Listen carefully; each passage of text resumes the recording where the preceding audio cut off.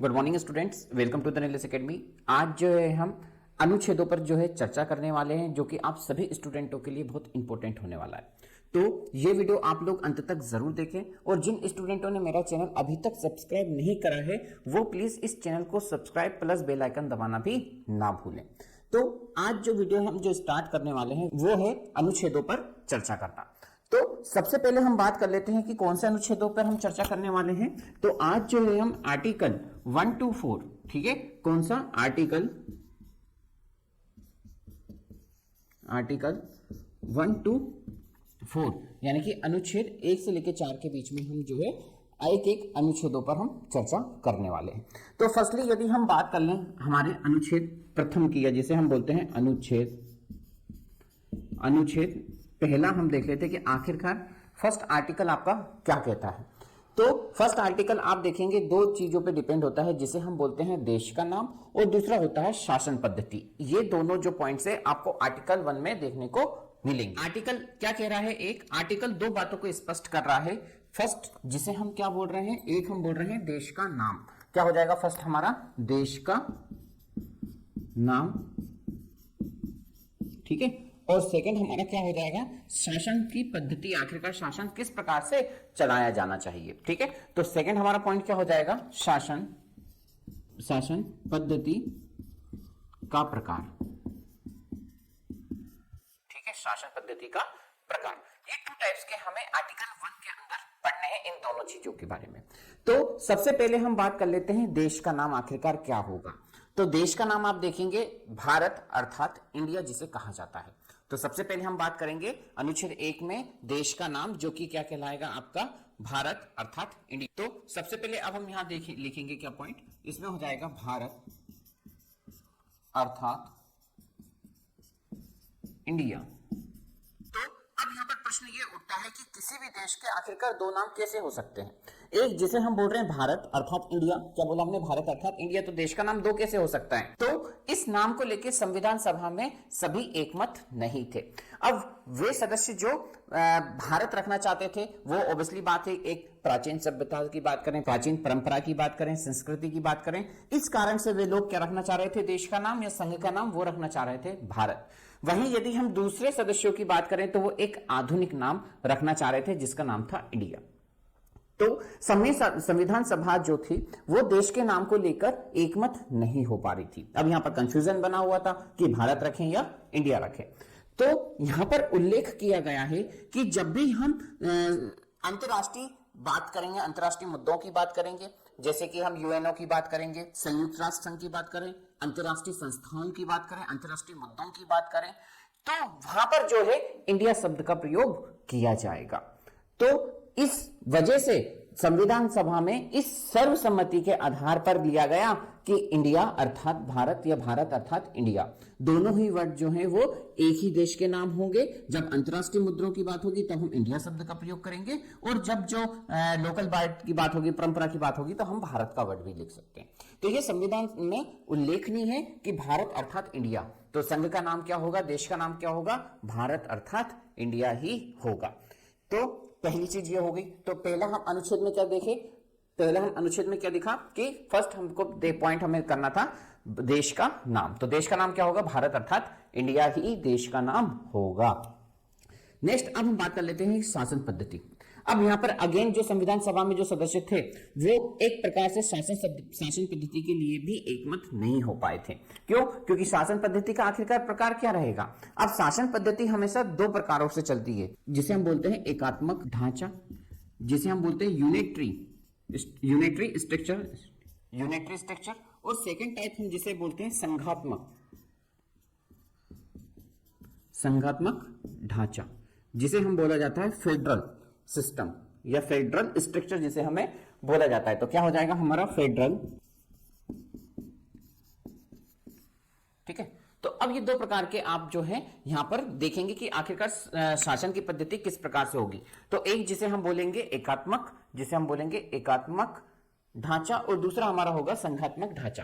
अब हम देखेंगे एक जिसे हम बोलेंगे एकात्मक ढांचा और दूसरा होगा हमारा फेडरल सिस्टम यानी कि संघात्मक ढांचा। अब एकात्मक ढांचा किसे होगा कि एकात्मक ढांचा हम उसे बोलेंगे जिसमें शक्तियां जो रहेंगी वो केवल केंद्र के पास रहेंगी। जितनी भी शक्तियां होंगी वो किसके पास होंगी? एकात्मक समस्त शक्तियां जो होंगी केंद्र के पास होंगी, कार्य जो होंगे वो सब किसके पास होंगे? केंद्र के पास होंगे। तो उसको हम बोलते हैं एकात्मक ढांचा यानी कि समस्त शक्ति या केंद्र के पास बोल दें या कार्य हम जो है वो बोल दें, तो ये सारी चीजें किसके होंगी? केंद्र के पास होंगी। तो इसको हमें बोला जाता है एकात्मक ढांचा। जैसे कि इसका उदाहरण आप देखेंगे, ब्रिटेन क्या हो जाएगा? ब्रिटेन हो जाएगा। सेकंड आप किसे बोल देंगे? जापान। थर्ड आप किसे बोल देंगे? चीन। ठीक है, और क्या हो जाएगा? और इसको आप बोल देंगे फ्रांस आदि। ठीक है, तो ये इसके क्या हो जाएंगे? ये इसके एग्जाम्पल हो जाएंगे, जिसे क्या कहा जाता है? एकात्मक स्ट्रक्चर। ठीक है ना, यानी कि कार्य और समस्त जो शक्तियां रहेंगी किसके पास रहेंगी? अकेली केंद्र के पास रहेंगी। किसके पास रहेंगी? केंद्र के पास रहेंगी। तो इसको बोला जाता है एकात्मक ढांचा या जिसे हम बोलते हैं यूनिटरी स्ट्रक्चर्स। अब हम बात कर लेते हैं संघात्मक, जिसे हम बोलते हैं संघात्मक ढांचा या जिसे हम बोलते हैं फेडरल सिस्टम। तो संघात्मक ढांचा क्या होगा कि जो कार्य रहेंगे, जो समस्त शक्तियां रहेंगी वो केंद्र के पास अलग रहेंगे और राज्यों के पास अलग रहेंगे। यानी कि केंद्र के पास अपनी शक्तियां होंगी और राज्यों के पास अलग शक्तियां होंगी। इसको बोला जाता है फेडरल सिस्टम। ठीक है, तो इसको हम लिख लेते हैं कि जो समस्त शक्तियां रहेंगी, कार्य रहेंगे, केंद्र और राज्यों के बीच रहेगा। तो ये क्या हो जाएगा? हमारा कार्य या जिसे हम बोलते हैं समस्त शक्तियां व राज्यों के सरकार के पास। ठीक है, तो जो शक्तियां की यदि हम बात करें, जैसे कि हमने बोला जो समस्त शक्तियां या जो कार्य रहेंगे वो या तो केंद्र के पास रहेंगे या राज्यों के पास रहेंगे। इनकी शक्तियों का बंटवारा हो जाएगा, जो कि हमारा कहलाता है फेडरल सिस्टम। तो फर्स्ट इसके उदाहरण क्या हो जाएंगे? एग्जाम्पल यदि हम बात करें तो इसके एग्जाम्पल क्या हो जाएंगे? जैसे कि हम बोल रहे हैं क्या? अमेरिका, ठीक है, कनाडा, और क्या हो जाएगा? ऑस्ट्रेलिया।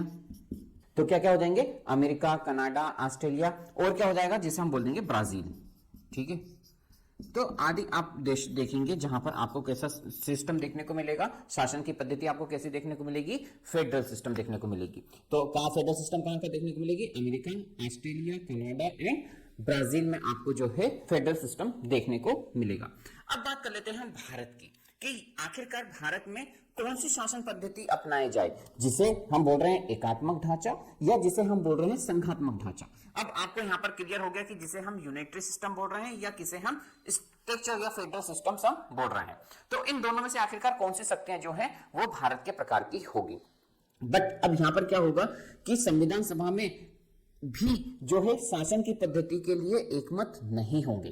कुछ सदस्य बोलेंगे कि भारत में एकात्मक ढांचा होना चाहिए, कुछ सदस्य बोलेंगे कि भारत में संघात्मक ढांचा होना चाहिए। मैं आपको दोनों को कारण बताऊंगा कि आखिरकार दोनों ही क्यों नहीं भारत देश में होना चाहिए या क्यों नहीं हुए। तो जैसे हम बोल रहे हैं एक एकात्मक ढांचा, एक हम बोल रहे हैं संघात्मक ढांचा।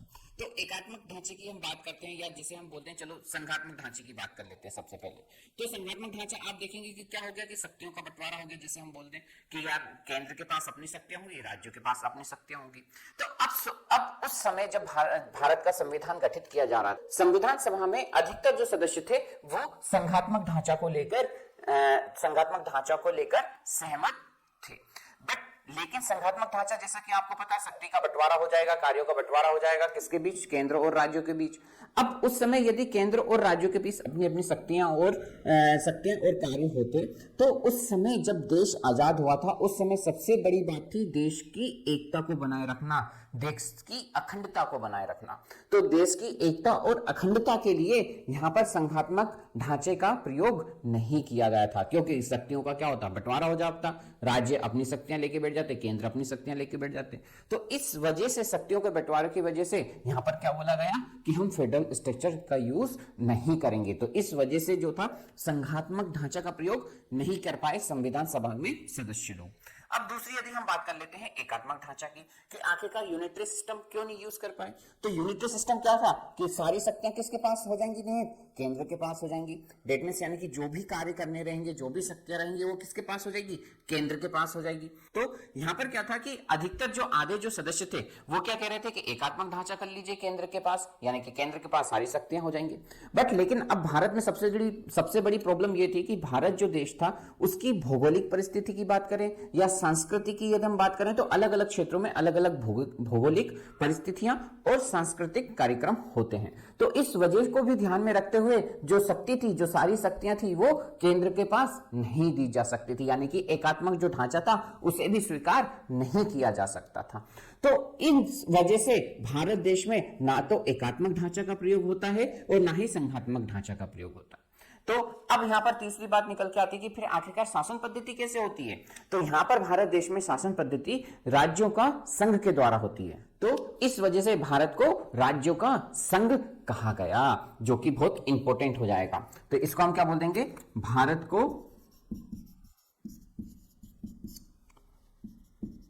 राज्यों का संघ घोषित किया। ठीक है, तो इस वजह से जो है भारत को क्या बोला गया? राज्यों का संघ, यानी कि यूनियन ऑफ स्टेट जिसे हम कहा जाता है। ठीक है, तो इसको क्या कहा जाता है? Union of state. ठीक है, यूनियन ऑफ स्टेट्स कहा जाता है, राज्यों का संघ कहा जाता है भारत को।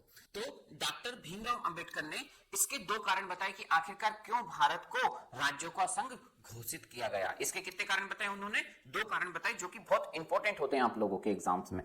तो फर्स्ट उन्होंने कारण बताया, देखिए कारण की यदि हम बात कर लें तो पहला कारण यदि हम बात करें तो प्रथम उन्होंने कारण क्या बोला कि जो भारत संघ है, भारत संघ राज्यों के बीच किसी समझौता का परिणाम नहीं था। जैसे कि अमेरिका संघ की यदि हम बात करें तो वो एक समझौता होता है, वो समझौता कर करके राज्यों को मिला लेते हैं और वो एक अमेरिका के अंडर आ जाते हैं। तो भीमराव अंबेडकर साहब ने क्या बोला कि भारत संघ जो है राज्यों के बीच समझौता का परिणाम नहीं है। तो इस वजह से उन्होंने एक कारण ये दिया जिसे हम बोला जाता है भारत को राज्यों का संघ। तो इसको अपन नोट डाउन कर लेते हैं। तो फर्स्ट कारण उन्होंने क्या बोला कि भारत संघ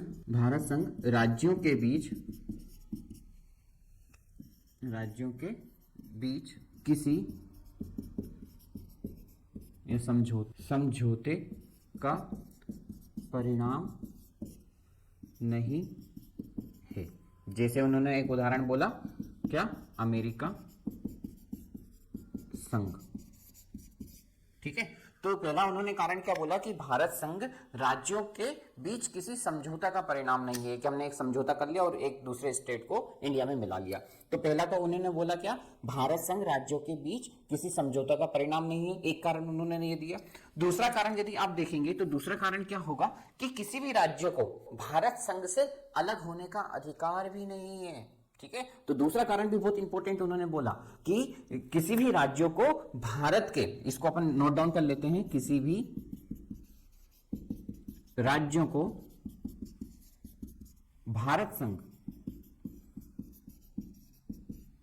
से पृथक या अलग होने का अधिकार नहीं है। ठीक है, तो ये भीमराव अंबेडकर साहब ने दो कारण दिए जिसकी वजह से भारत को राज्यों का संघ कहा जाता है, यूनियन ऑफ स्टेट्स कहा जाता है। क्या? कि भारत राज्यों के बीच किसी भी, भारत संघ जो है राज्यों के बीच किसी भी समझौता का परिणाम नहीं है। ठीक है, किसी भी समझौते का परिणाम नहीं है, जैसे कि अमेरिका संघ आप देखेंगे। और दूसरा क्या बोला कि किसी भी राज्य को भारत संघ से अलग होने या पृथक होने का भारत का अधिकार नहीं है। भारत से आप अलग नहीं हो सकते कोई सा भी स्टेट, तो अधिकार नहीं दिया। इस दो कारण से यहां पर क्या बोला? शासन पद्धति को यूनियन ऑफ स्टेट बोला गया। ठीक है, तो हमारा जो फर्स्ट जो आर्टिकल था, अनुच्छेद पहला था, तो उसमें दो चीजों का बहुत उल्लेख किया गया है। पहला जिसे बोला गया है देश का नाम, और दूसरा जिसे बोला जाता है शासन पद्धति। तो आई होप आप समझ पा रहे होंगे कि आखिरकार देश में देश का नाम जो है वो एक ही है, चाहे आप इसको भारत बोल लें और चाहे आप इसको इंडिया बोल लें। और शासन पद्धति यदि आप देखेंगे तो ना तो भारत देश में एकात्मक शासन पद्धति है और ना ही संघात्मक शासन पद्धति। आई होप आपको समझ में आ रहा होगा। तो जल्दी से आप लोग जो है इसको नोट डाउन कर लें और वीडियो को लाइक, कमेंट्स एंड सब्सक्राइब करना चैनल को ना भूलें।